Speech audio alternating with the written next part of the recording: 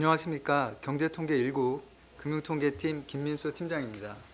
먼저 2025년 3, 4분기 가계신용 잠정치 편제 결과에 대해 말씀드린 후 기자분들의 질문을 받도록 하겠습니다. 2025년 3, 4분기 말 현재 가계신용 잔액은 1,968조 3천억 원을 기록하였습니다.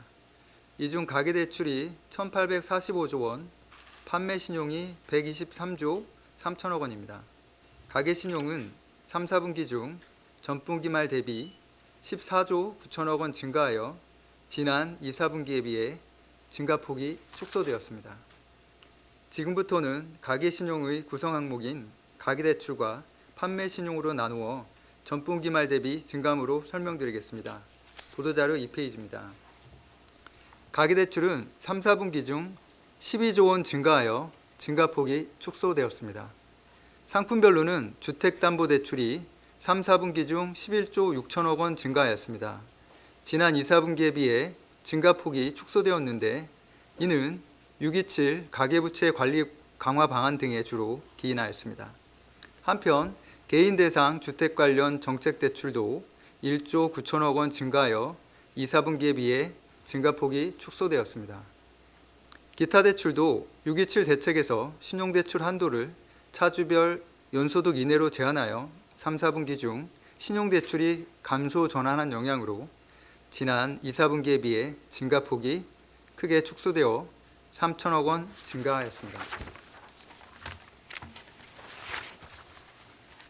가계대출 증감을 금융기관별로 살펴보면 예금은행 가계대출은 3, 4분기 중 10조 1천억 원 증가하여 증가폭이 축소되었습니다. 이는 주택담보대출의 증가폭이 축소되고 기타 대출이 신용대출을 중심으로 감소 전환한 데 주로 기인하였습니다. 저축은행, 상호금융, 신협, 새마을금고 등의 비은행 예금 취급기관의 가계대출은 3, 4분기 중 2조 원 증가하여 증가폭이 축소되었습니다. 이는 주택담보대출의 증가세가 유지된 가운데 신용대출 감소 전환 등에 기인하여 기타 대출의 감소폭이 확대된 데 따른 영향입니다.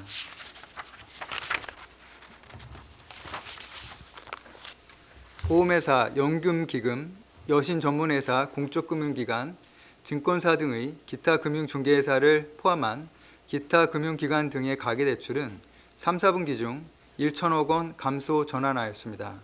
이는 주택도시기금의 자체 재원을 활용한 주택담보대출과 주택금융공사의 보금자리론 유동화분 등이 순상환되며 주택담보대출의 감소세가 지속되고 지난 2, 4분기 큰 폭으로 증가하였던 증권사 신용공여액의 증가세가 둔화되면서 기타 대출의 증가폭이 축소된 데 따른 영향입니다. 판매신용은 휴가철 신용카드 사용과 지방세 납부 수요 증가 등으로 신용카드 이용 규모가 확대되어 3조 원 증가했습니다. 참고로 기초자료 보완 등으로 지난 2025년 2, 4분기 통계치가 수정되었다는 점을 말씀드립니다. 이에 따라 2, 4분기 중 가계신용은 기존 24조 6천억 원 증가해서 25조 1천억 원 증가로 수정되었습니다. 이상으로 2025년 3, 4분기 가계신용 잠정치 편제 결과에 대한 설명을 마치겠습니다. 지금부터 질의응답 시간을 갖도록 하겠습니다. 질문하실 때에는 소속과 성명을 말씀해 주시기 바랍니다. 남 기자님.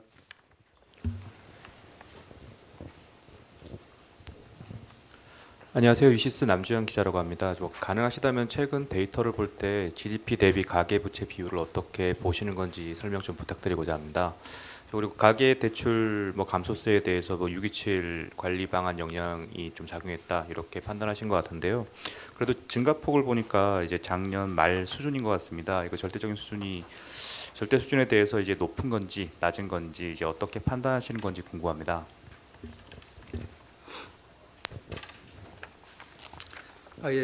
기자님께서 지금 GDP 대비 비율에 대해서 여쭤보셨고요. 그리고 좀 수준에 대해서 어떻게 판단해야 되는지 두 가지 물어보셨는데요. 일단 말씀하셨으니까 3, 4분기 중 가계신용 증가액을 좀 평가해 보겠습니다. 저희가 늘 하는 얘기지만 워낙 중요하다 보니까 다시 한번 좀 강조를 드리면 정부와 한국은행은 이제 가계부채 규모 자체를 급격하게 줄이기보다는 명목 GDP 대비 가계부채 비율을 점진적으로 하향 안정하는 것을 목표로 하고 있다는 말씀을 우선 드리겠습니다. 그래서 가계 신용은 2, 4분기 중 비교적 빠르게 증가했으나 627 가계부채 관리 강화 방안과 7월 1일부터 시행된 3단계 스트레스 DSR 등의 영향으로 3, 4분기 중 0.8% 늘어 증가세가 둔화되었습니다. 또한 3, 4분기 명목 GDP는 12월 3일 공표될 예정이지만 실질 GDP 전년 동분기 비 증가율이 2, 4분기 0.6%에서 3, 4분기 1.7%로 크게 높아진 점을 감안하면 3, 4분기 중 가계부채 비율은 하락할 가능성이 있습니다. 그리고 이제 두 번째로 질문하신 이제 이 가계부채 증가의 절대적 규모, 사실은 이제 가계부채 규모가 점점 가계신용의 규모가 커지기 때문에 절대적인 그런 금액 증가폭 가지고는 판단하면 좀 어렵고요. 대신에 이렇게 이제 명목 GDP 증가율 대비 가계 신용 증가 속도가 어떤지 그 부분을 판단해야 되고, 그래서 저희가 이제 명목 GDP 대비 가계부채 비율이 어떻게 될 거다, 어느 정도의 가이드라인을 드리는 게 지금 3, 4분기 같은 경우는 좀 가계 신용의 증가 속도도 둔화되고, 그리고 아직 명목 GDP 증가율은 안 나왔지만 실질 GDP 증가율과 GDP 디플레이터 증가율이 합쳐져서 명목 GDP 증가율이 되는데, 실질 GDP 증가율이 2, 4분기 0.6에서 3, 4분기 1.7로 좀 크게 높아진 점 등을 감안하면 3, 4분기 가계부채 비율은 하락할 가능성이 있는 것으로 보여집니다. 다음 질문 받도록 하겠습니다.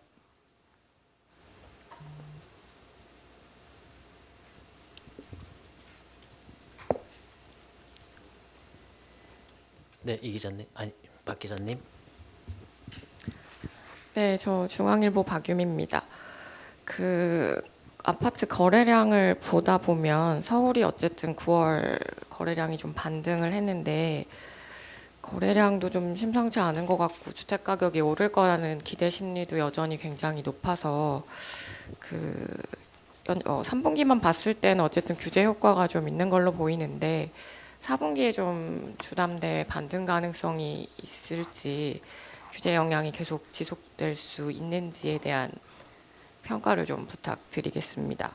그리고 신용대출 증가폭이 어쨌든 급감했는데 이것도 마찬가지로 정책 효과가 크다고 볼 수 있는지, 어떤 다른 요인은 없는지 좀 말씀 부탁드리고요. 기타 금융기관 대출도 좀 줄었는데 주식시장 화랑에 어쨌든 B2 우려가 상당히 큰데 증권사 대출이나 B2 부분에 대한 좀 분석을 설명해 주셨으면 좋겠고, 또 B2 우려에 따라서 4분기에 또 증가 가능성은 없는지 이에 대한 전망도 말씀 부탁드립니다. 예, 지금 다양한 질문을 해주셨는데요. 첫 번째 이제 아파트 거래량 등을 봤을 때 4분기 주담대 어떻게 보냐는 첫 번째 질문이시고요. 근데 저희는 기본적으로 627 대책에 더해서 이제 10월 추가 대책의 영향까지 더해지기 때문에 좀 주담대의 증가세는 좀 안정될 것으로 보고 있습니다. 이제 예컨대 이제 627 대책부터 이제 고가 주택의 대출 최대 한도가 6억으로 제한이 됐고, 그다음에 또 15 대책에서는 추가로 이제 15억 이상에 대해서는 추가로 한도가 줄었기 때문에 이제 그런 부분들이 예전에 이제 동일한 거래량이라면 아마도 이제 고가 주택 같은 경우 이제 레버리지가 그만큼 감소하기 때문에 그런 부분을 감안했을 때 좀 안정 기조를 이어갈 것으로 좀 보고 있고요. 그다음에 두 번째 신용 대출이 감소 전환하는 것이 기타 대출이 이제 증가폭 둔화된 것이 이제 신용 대출 감소 전환에 기인하는데, 이게 이제 정책의 효과냐? 이건 이제 신용 대출 자체를 연소득 이내로 제한했기 때문에 정책 효과가 대부분 작용했다고 보시면 될 것 같습니다.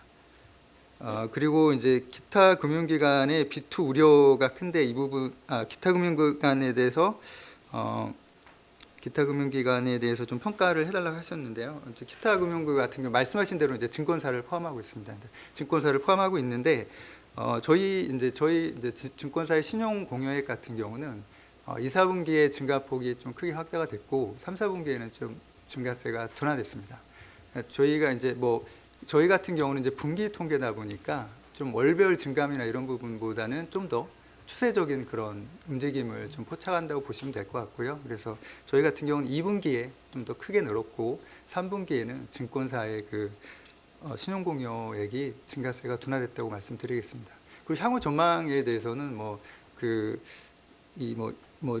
이 주시장이라든가 이런 부분과 연계되기 때문에 뭐 현재로서는 좀 예단하기 어렵다는 말씀드리겠습니다. 네, 다음 질문 받도록 하겠습니다. 네, 오 기자님. 네, 안녕하세요. 저 연합인포맥스의 오진우 기자인데요. 혹시 그 GDP 대비 가계 신용 비율 이 부분을 지역별로 좀 볼 수 있는 통계가 있나 했어요. 대출은 아마 지역별로 액커스를 보면 통계가 나오는데 뭐 GRDP하고 계산하면 될 것 같은데 지역별로 그 GDP 대비 부채 비율이 어떻게 되는지 혹시 통계가 있는지를 일단 여쭙고요. 제가 이걸 여쭤보는 이유는 한은희 목표가 이제 GDP 대비 가계부채 비율을 점진적으로 낮춰간다라는 말씀을 계속 하시는 거고, 그리고 이제 그게 이제 90% 거의 100% 가까운 수준에서 지금 많이 내려왔는데요. 주택 시장의 불안은 오히려 뭐 더 심화되고 있는 것 같습니다. 물론 이제 수도권과 비수도권의 양극화가 심화되는 중인 것 같고, 아마 비수도권의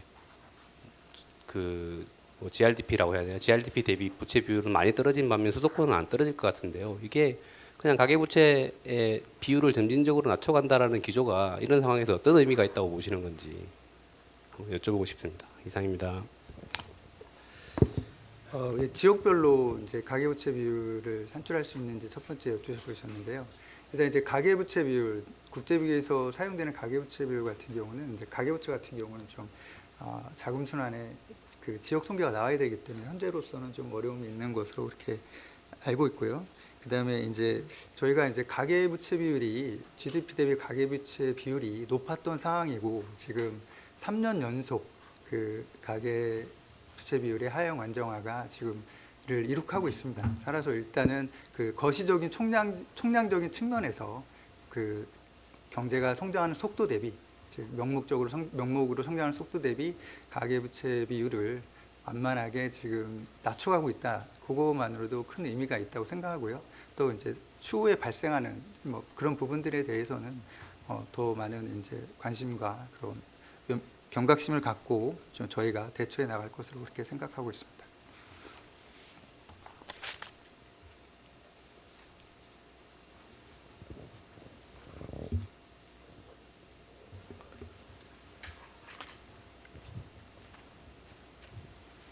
네, 남 기자님.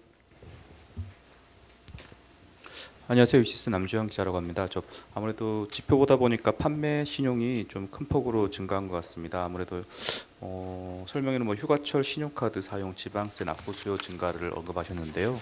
혹시 아무래도 3분기 같은 경우에는 저희도 뭐 GDP 같은 경우에는 좀 많이 오르다 보니까 민간 소비 회복에 기인한 것으로 판단이 되는 건지 혹시나 질문드립니다.